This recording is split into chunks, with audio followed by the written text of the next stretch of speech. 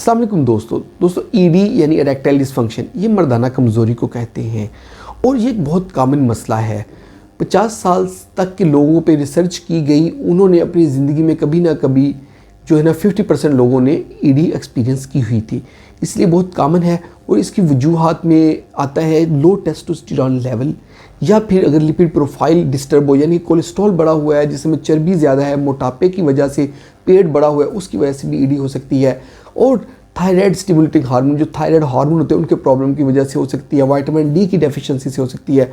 और डायबिटीज़ या blood pressure का जो प्रॉब्लम होता है, शुगर है अगर किसी मरीज़ को, या अगर किसी का ब्लड प्रेशर बढ़ता है, हाइपरटेंशन है, उनमें भी ईडी के चांसेस बहुत ज़्यादा होते हैं।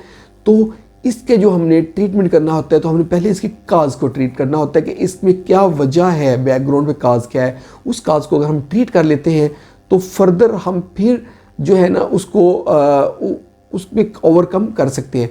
जो इसमें हमें मेडिसिन देनी होती हैं, इसमें हम विटामिन ई देते हैं, जिंक देते हैं, मल्टीविटामिन्स देते हैं, और उसके साथ साथ हम पेशेंट को जो है ना सिल्डेनाफिल या टेडेलाफिल या वर्डानाफिल देते हैं, जो सियालिस के नाम से, जो वियाग्रा के नाम से आती है मेडिसिन, ये वाली मेडिसिन देते हैं। और अगर इनको किसी पेशेंट को इससे इम्प्रूवमेंट ना आ रही हो तो फिर हम पिनाइल इम्प्लांट की तरफ जाते हैं। मज़ीद हेल्थ से रिलेटेड और ईडी से रिलेटेड अगर आप मेरी वीडियोस देखना चाहते हैं तो मेरे यूट्यूब चैनल पे आएँ, और अगर आप लिटरेचर पढ़ना चाहते हैं तो मेरी वेबसाइट विजिट करें www.drimrankadir.com। शुक्रिया।